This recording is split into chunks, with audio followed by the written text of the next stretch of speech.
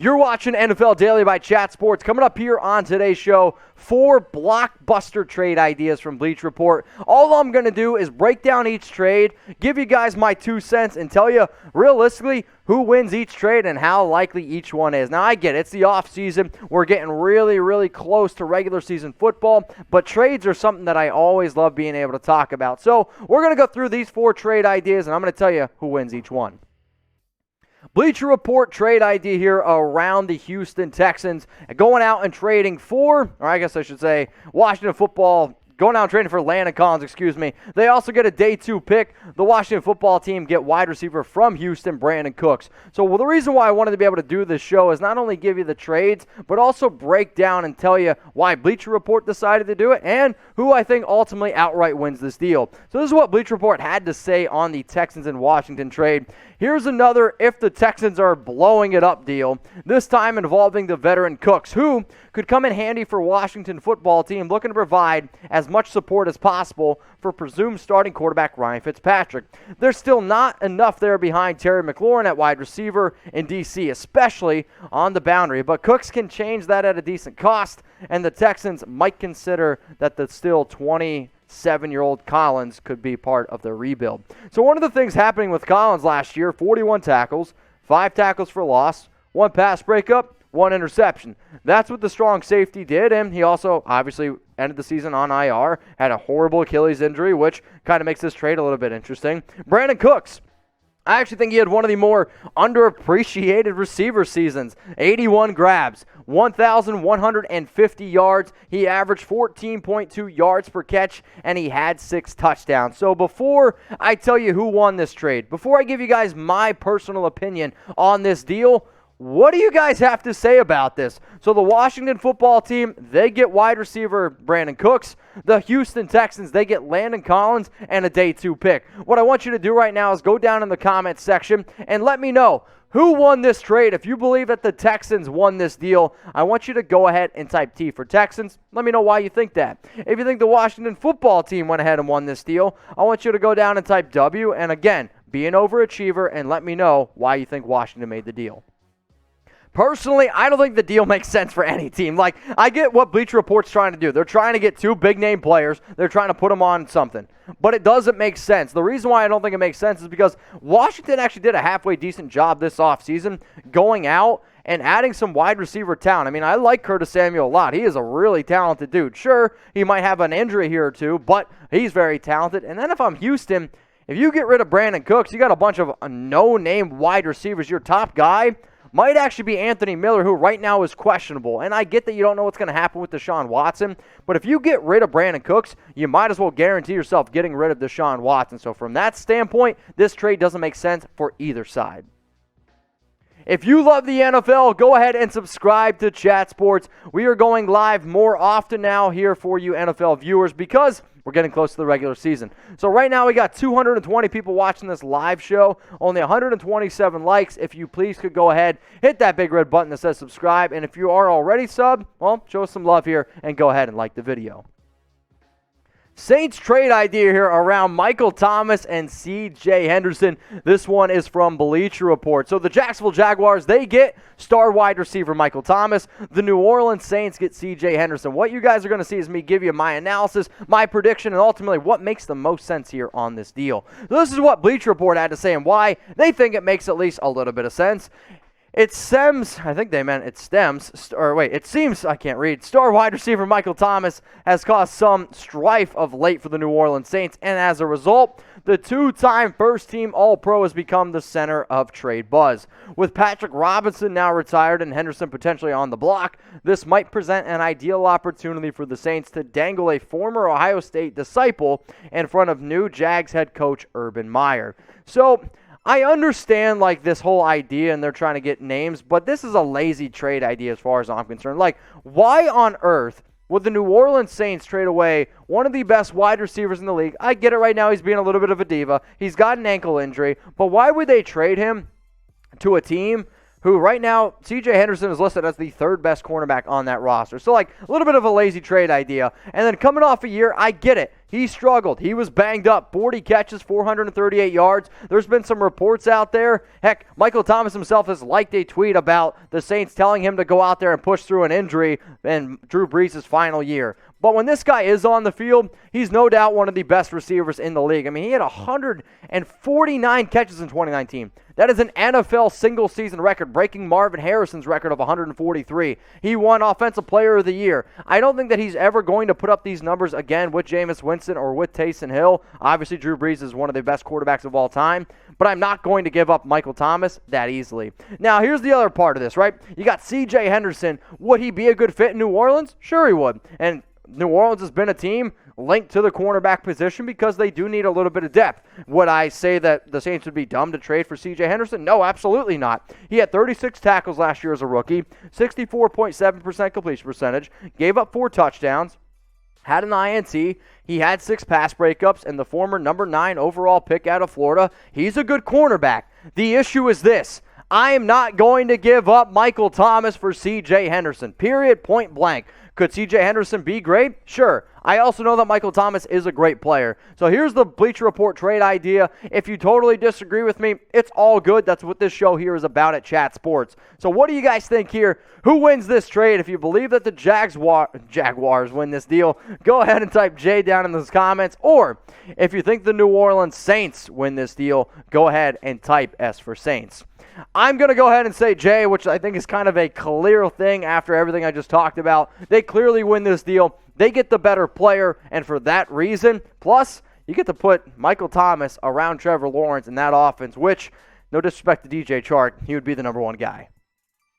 So if you guys are looking to go ahead and bet on some NFL preseason games, if you want to go ahead and bet on NFL regular season games, you can do it at BetUS. Now, how do you get the best deal on the internet? It's at chatsports.com/bet. Promo code NFL Daily. That gets you 125% deposit bonus. So all you got to do, go to that link below, insert that promo code, deposit $100, and if you're looking to put maybe like a $5 bet down, maybe you don't want to bet on the preseason. It's all good. It's hard to predict. What about this? Who's going to lead the NFL in passing yards this upcoming season?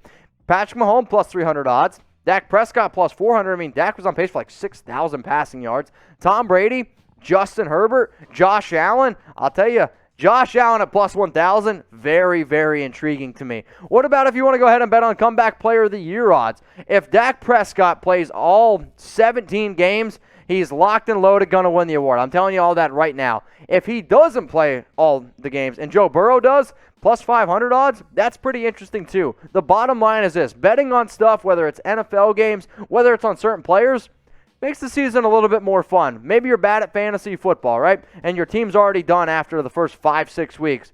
Luckily about you with betting, you can bet every single week, and it doesn't even matter. You can even do it in the preseason. Chatsports.com/bet. Promo code NFL Daily to get that 125% deposit bonus. Juicy Giants trade rumor here from Bleacher Report. The Patriots received Sterling Shepard.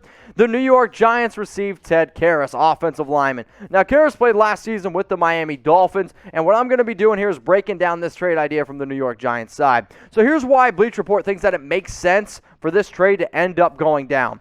With Kenny Golladay, Darius Slayton, John Ross, and Kadarius Toney at wide receiver, the New York Giants should view Shepard as a luxury. But the 5-time 500-yard slot-oriented wideout does have plenty of value in his prime, and he could be particularly attractive to a New England team looking to replace a retired Julian Edelman. It just so happens that the Patriots might be able to help the Giants bolster a weak interior offensive line.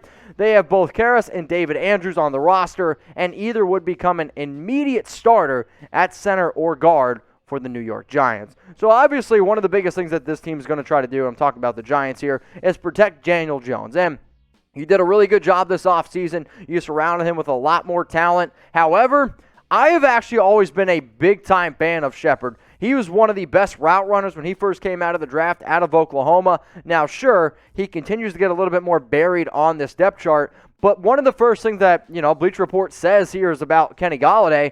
Can anybody watching the show right now and look at me with some confidence and say that Golladay is going to go ahead and play every single game this year? No, I would bet my house that Golladay doesn't play in every single game this year. He's obviously a phenomenal talent. I mean, he led the NFL in receiving touchdowns just 2 years ago. But, I understand what they're trying to accomplish here. I just think that the Giants are really getting the short end of the stick. But they do have a lot of depth. It would also help out the Patriots, but who wants to help out the Patriots? When you look at the Patriots wide receiver depth chart, they definitely could use somebody like Shepard. If N'Keal Harry's unhappy and he wants the hell out of there, what happens if they decide to move on from him? Jacoby Myers is a good special teams player. Aguilar and Bourne is basically your top 2 receivers. That's scary. I know that they like Slater as well and what he provides in terms of a special teams present. But, I mean, this is kind of an interesting situation that you're getting yourself into. For the Giants' offensive line, I mean, Thomas, you're hoping can play a little bit better. Lemieux is pretty weak. Will Hernandez, I don't know if he's ever going to live up to the hype. Okay, and then Gates is a weak center. I agree that Karras would probably be a better center over Gates, and the Giants' interior offensive line is one of the more weaker units in the league. But I just don't like the idea of trading Karras for Shepard, and I get the fact that the Giants have a lot of depth at wide receiver.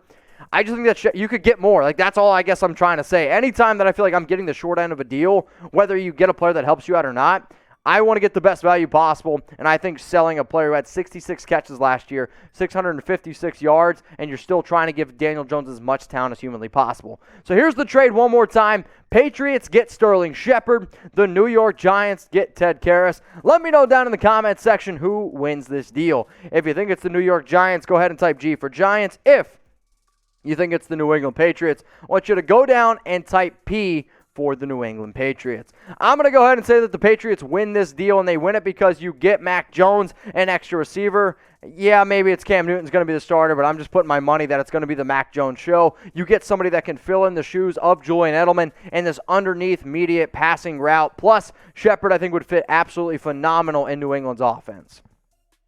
All right, y'all, if you like this video and you're ready for some regular season football, go ahead and smash that like button. If you're watching this live, we got 143 likes. I want to try to get up to 200 likes on this live show. So please, if you're ready for the regular season, if you're ready to watch some football, I want you to go ahead and like this video. Browns trade room here, courtesy of Bleacher Report. The Chicago Bears get Odell Beckham Jr. The Cleveland Browns get Akiem Hicks. If there's one thing that I can guarantee almost every single offseason is that there's going to be just a ridiculous amount of OBJ trade rumors. If you don't want to trade OBJ, then you can go ahead and type no BJ. So in terms of the Bleacher Report and why this deal makes some sense, y'all are going to say that the Cleveland Browns aren't trading Beckham and the Chicago Bears aren't trading Hicks. Fine, but this is a deal the Browns would be silly not to make if the Bears were game. They were extremely successful without Beckham down the stretch last season, and they could desperately use more help in the interior defensive line. Meanwhile, Beckham could make life a lot easier on rookie Bears quarterback Justin Fields, and Hicks is entering a contract year at age 31, with trouble potentially brewing, so don't tell him this doesn't make sense don't tell me this doesn't make at least some sense. I actually agree that it does make some sense on both sides, where you could go ahead, if you're Cleveland, you get Akiem Hicks, and I never quite understood why they decided to move on from Sheldon Richardson, but that still remains to be seen why they decided to do that. Sure, it's probably because of money. But in terms of the Bears, their wide receiver, A-Rob here, if he decides to play in the slot, you have Darnell Mooney, Bird. No disrespect to Bird. I mean, let's be real.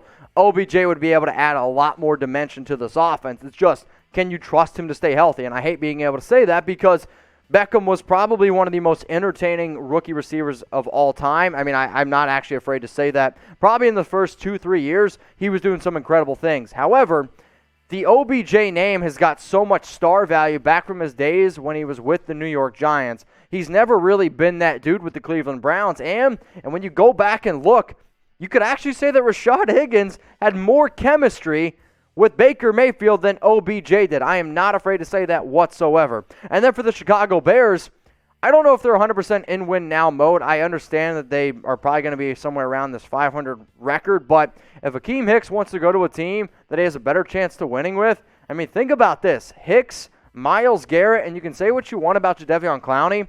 That's a scary front. That's really tough to be able to handle. And if you're a quarterback and you got to go up against that, good luck trying to deal with that. And I also think it takes a little bit more pressure off Garrett because I don't think that you're not going to be able to double team him. Like, if you have Clowney, Hicks, And Garrett, you only have so many offensive linemen. Obviously, you can't double team all those guys. And if he's coming off a year where he had 12 sacks, 15 tackles for loss, and the Cleveland Browns right now, I am probably the best team on paper. Like, I actually think, like, from top to bottom, not looking at the quarterback position, you get rid of the quarterback position, I think they have one of the most complete offenses and defenses in the entire league. And now if they had a top 15 QB, totally different discussion. But here's the trade idea one more time here. The Chicago Bears, they get OBJ. The Browns receive Akiem Hicks. So what I want you to do, go down in the comments right now. Let me know who ends up winning this deal. If you think it's the Browns, go ahead and type CLE. If you think it's the Chicago Bears, I want you to go ahead and type CHI.